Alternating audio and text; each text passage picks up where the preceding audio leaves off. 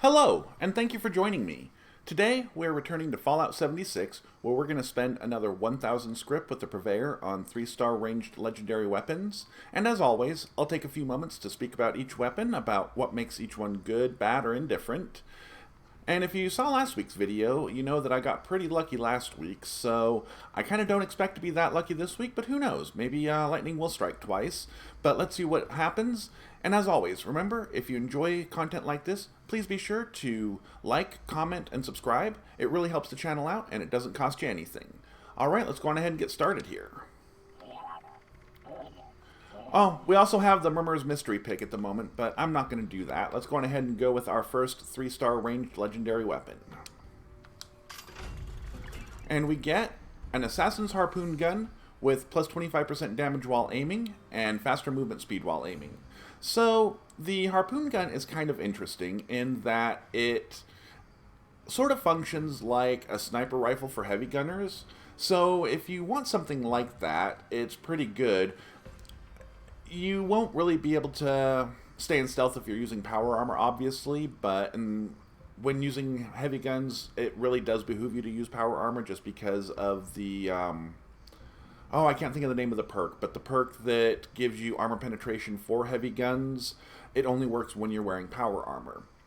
The Assassin's effect, the plus 50% damage to humans, is one of the Slayer's effects, and unfortunately it's one of the less useful ones in most cases, simply because at least the NPC humans are generally pretty squishy in this game, and it doesn't take a whole lot to kill them even with a non-legendary weapon. So the plus 50% damage to them from a legendary effect, while it's not hurting anything, it's really not necessary. Now, if you're into PvP, the Assassin's effect can be very good because it'll help you out while you're at full health, and if you're going to be doing PvP, you really do want to be at full health. So overall, it could be pretty good in that regard, but I'm not sure how many people are going to be using the Harpoon Gun for a PvP weapon. So the second effect, the plus 25% damage while aiming, that's a great effect on a heavy gun because most heavy guns you are not going to be using in VATS all that much. You probably could use the Harpoon Gun in VATS more than most other heavy guns and be more effective with it and get more of your general attacks with the VATS and VATS criticals and things like that, but overall, still most players who are using heavy guns are generally either hip firing or aiming down the sights. And if you're the type of player who likes to aim down the sights, and that's just plus 25% free damage to you. And then the third star, it does synergize very well with the second star, but unfortunately, if you have the Speed Demon mutation, which I believe most late game players will have, then it does absolutely nothing for you. If you've got the Speed Demon mutation, then no other benefit other benefit to movement speed should be working. So in that case, it's doing nothing at all for you, like not having a third star at all. But if you don't have that, it does do what it says on the box, but I just don't think there's that many players who are running around the battlefield aiming all the time while they're moving. So even then, I don't think it's doing a whole lot. So let's go ahead and move on to the next one here. And here we've got a Suppressor short 10mm submachine gun with bullets exploding for area damage and plus 1 perception. So the Suppressor's effect is a reasonable effect. It does what it says. It does reduce your target's damage output by 25% for 5 seconds, or at least, somewhere in that ballpark. But there's just not that many situations in the game where the enemies are dealing that much damage where you really need to reduce their damage output. Now, a weapon like this could be interesting if you're wanting to play a support type build, but really, I don't know that the Suppressor's effect is doing much of anything in any situation other than maybe the decryption daily ops, because those enemies have 90% armor penetration, so being able to reduce the amount of damage that they put out could be useful. I don't know that this is the kind of weapon you'd really want to take into that, but it is an option, I suppose. The bullets exploding for area damage is definitely one of the best second effects in the game for ranged weapons. It just adds extra damage. And it also can add some extra damage onto adjacent targets if they're close enough. The range for that is not very high, so they have to be really close, but it will happen sometimes, but not as much as you might think. But it does do extra damage to your primary target, and that's a great thing. The +1 perception, that is good for a weapon like this that you might be using in VATS, because it does give you some extra VATS accuracy there with the extra perception. That's the primary benefit of a bonus of perception, so if you're not going to be using a weapon like this in VATS, then it's really not doing a whole lot for you. So overall, this one, the second and the third stars are pretty good, but the first one is kind of unexciting. So let's go on ahead and move on to the next one. And here we've got a Furious Short Flamer with replenishing action points with each kill and faster movement speed while aiming. So the Furious effect is an interesting effect. It can be useful on a weapon that is mostly low damage but high fire rate, because the way the Furious effect works is that each shot on the same target after the first shot deals an extra 5% over the last shot. So the second shot deals plus 5% damage, the third shot deals plus 10%, all the way up until you get to, I don't remember if it's 45% or 50% damage. So that's actually pretty powerful. The drawback being that you have to put quite a few hits on the target before you start seeing the full benefit of the Furious effect. So that means that obviously it's going to be most useful on a fast-firing weapon, which the Flamer is a fast-firing weapon. You look at its fire rate of 91, and that's pretty solid. So it will get some benefit out of it. The damage on a Flamer is actually half decent, though, so it's not the greatest around, per shot, but it's not bad by any means as far as, faster-firing weapons go.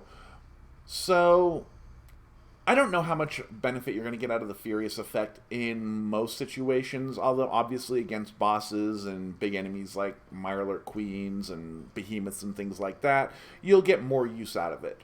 The replenishing action points with each kill, for a weapon like this, that's mostly going to be useful to help keep you sprinting and maybe have AP for dodgy if you're running that perk. Because most of the time you're not going to be trying to use a weapon like this in VATS, just because it's going to fire so quickly that it's going to burn through your AP very, very quickly and leave you with no AP to just be forced to, hip fire or aim down the sights like most players would with a weapon like this anyway. So sure, the replenishing action points with each kill could keep you going in VATS with a weapon like this longer, but overall, I just don't think that it's that effective on this particular weapon. And then the faster movement speed while aiming, well, we talked about that before. Everything I said there still applies here. So overall, this one's pretty mediocre. Let's go on ahead and move on to the next one. And here we've got a junky short pump-action shotgun with VATS critical hits doing plus 50% damage and 15% faster reload. So the Junkie's effect is one of the best effects for full health builds. It gives you plus 10% damage for every mutation that you have, up to a maximum of 5. I'm sorry, not mutations, addictions. This is Junkies, not mutants. So if you've got 5 addictions, you're getting plus 50% damage. That is the base damage of the weapon, unfortunately, but still, it's plus 50% damage, which the only other full health effect that matches that is Aristocrats, at least, without a little bit more work. The Aristocrats effect also does plus 50% damage as long as you have 32,000 caps or more in your inventory. So if you're a full health build looking to take advantage of the shotguns, the Junkie's effect is definitely one of the options you might be looking at. Although you might find the anti-armor effect to be a bit more useful just because shotguns do not have a perk to give them armor penetration like every other weapon type in the game does. So they do have that going against them, plus their damage is divided up amongst 8 pellets, so each one of those pellets is going to be reduced by the target's damage separately.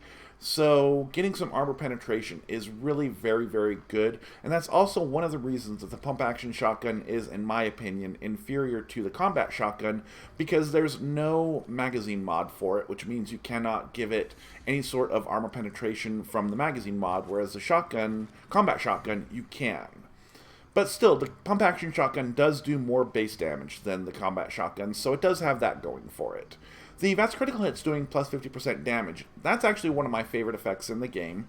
If you're using the weapon in VATS, it's just more damage.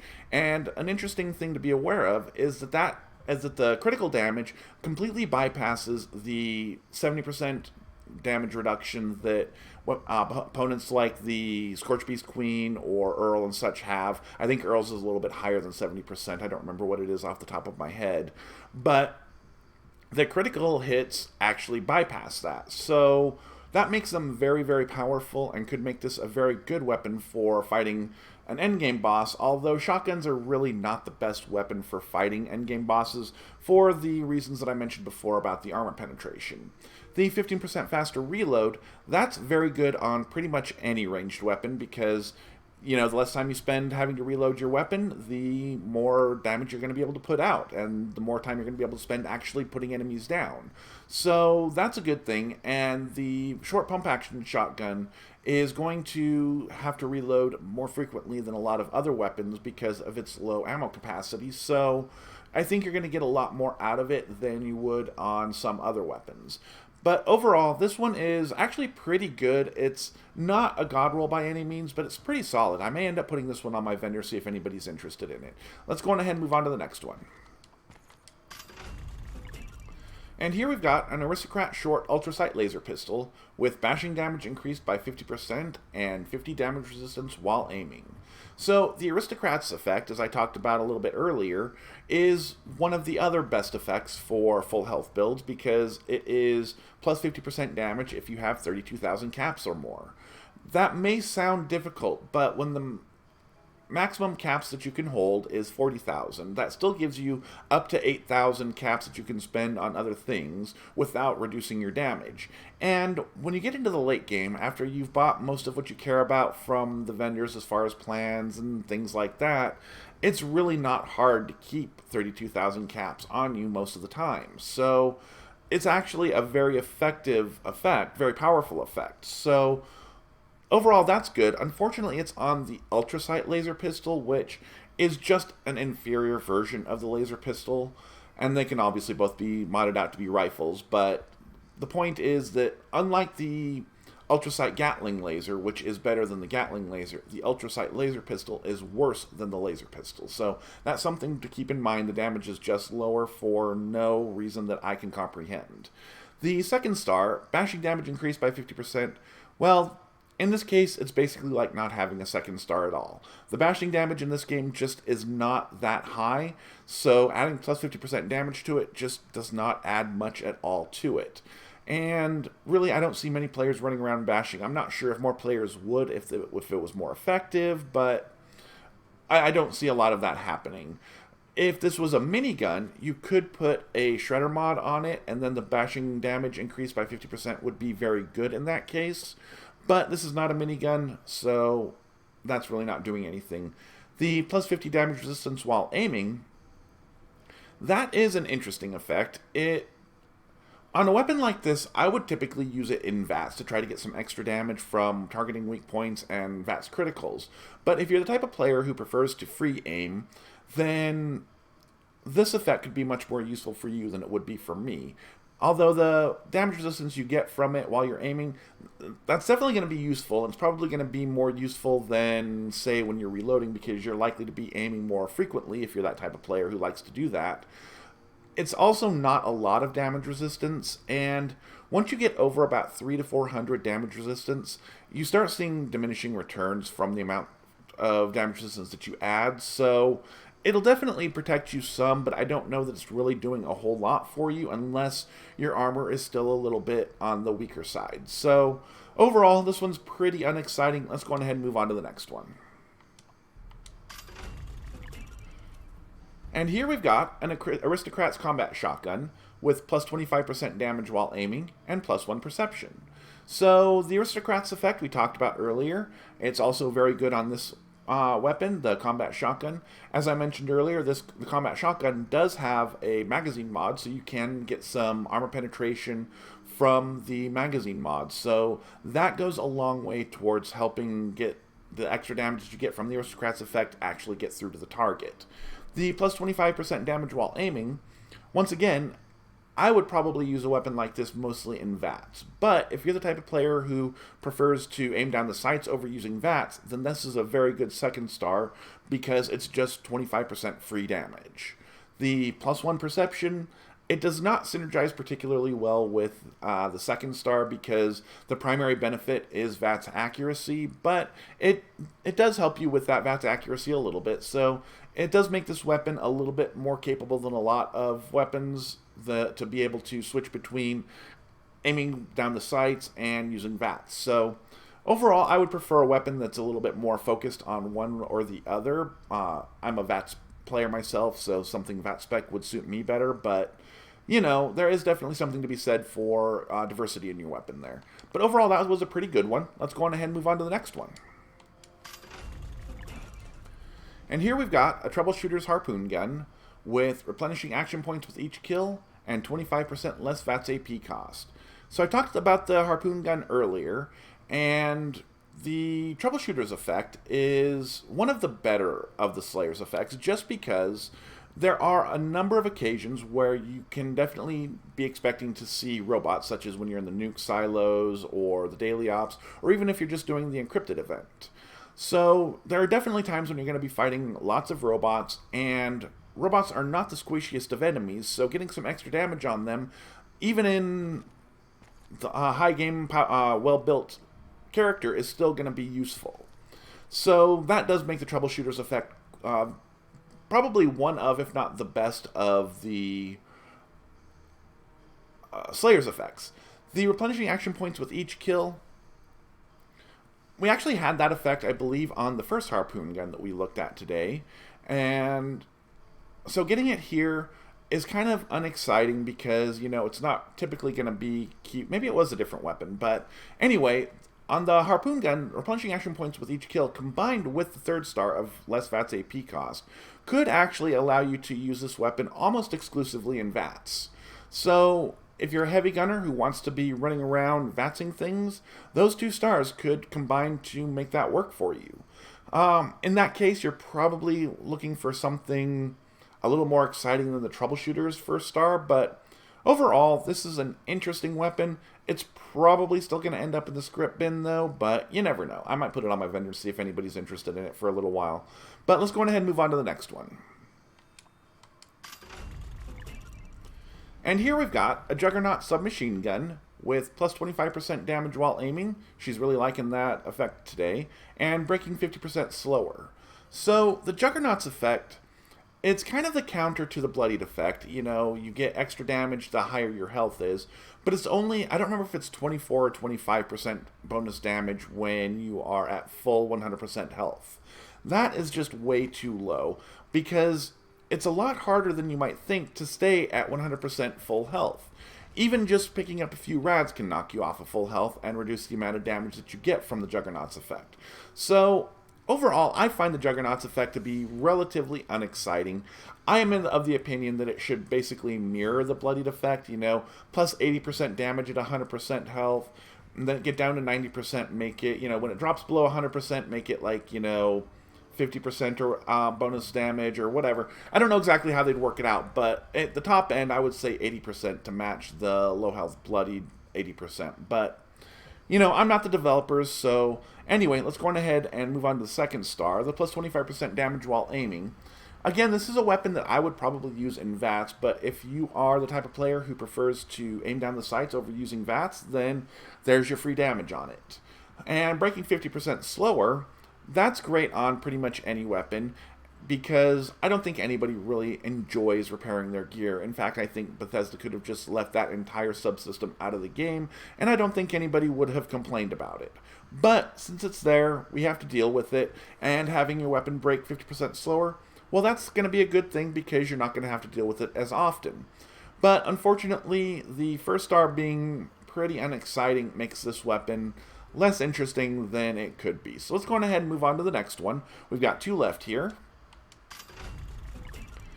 Okay, yeah, when I was saying before that we weren't going to do as good this week as we did last week, I seem to be correct.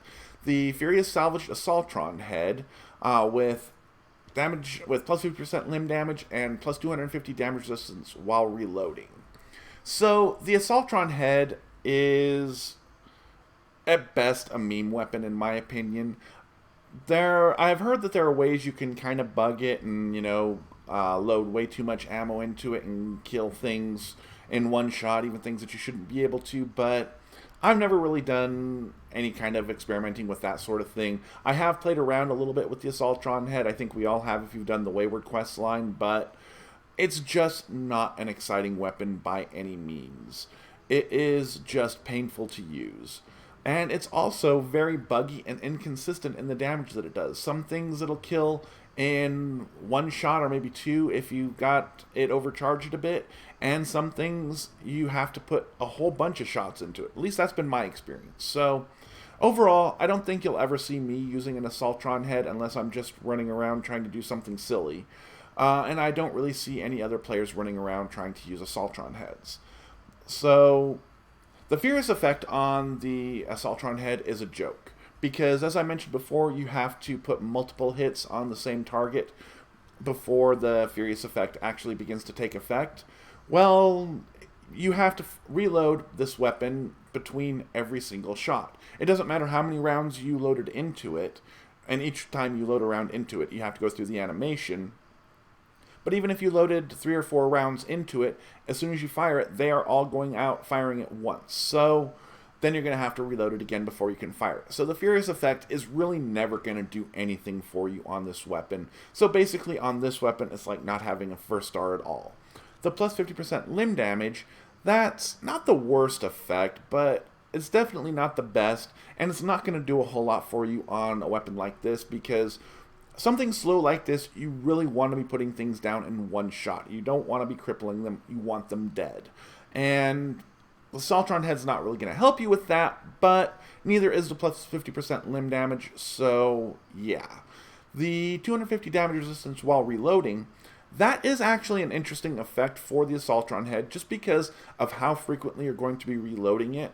And if you're reloading multiple rounds into it, then you're actually going to be reloading it more often than you're firing it. So getting that plus 250 damage resistance while reloading, that could be pretty good, but overall it does not make up for the sad weapon itself or the poor effects for this particular weapon. So this one is 100% a dud. Let's go on ahead and move on to the last one here.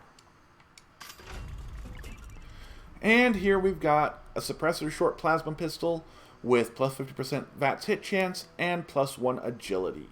So the Suppressor's effect we talked about before, same thing applies here. There's just not that many situations where you really do need to be reducing the damage output from your opponents. On the upside, the plasma pistol, if you're not going to be trying to use stealth in the Decryption Daily Ops, then you could use the plasma pistol or a rifle, probably modded out to be automatic, as a half-decent weapon for those daily ops. So you might be able to get some better use out of this Suppressor's weapon than the one before. The plus 50% VATS hit chance, that's one of my favorite effects in the game, because if you're a heavy VATS user like I am, then it's basically just making it easier to target the weak points, as well as giving you some extra effective range, because it helps to offset the range penalty once you get past the range on your card there. It does not, unfortunately, reduce the damage drop-off that you see when you get past the range on your card, but for most weapons, that's half damage. For shotguns, it's 90% damage, so don't try to use a shotgun much past its range, because you're not going to do much damage. But most other weapons, you can do at least some half-decent damage in the process. And then the plus 1 agility, it's not necessarily the best 3rd star, but it's not bad at all. It gives you a little bit more AP, it makes you a little bit stealthier if you're using stealth, things like that. So I don't think anyone's going to complain about getting an extra point of agility, but at the same time, I don't know that it's the 3rd star that I would really want on my weapons. So overall, this week was, much as I predicted, less exciting than last week. We did get a couple of good weapons that will probably end up on my vendor, see if anybody's interested in. But for the most part, we got duds. So I'll be back next week, and I hope you'll join me, and I will talk to you then.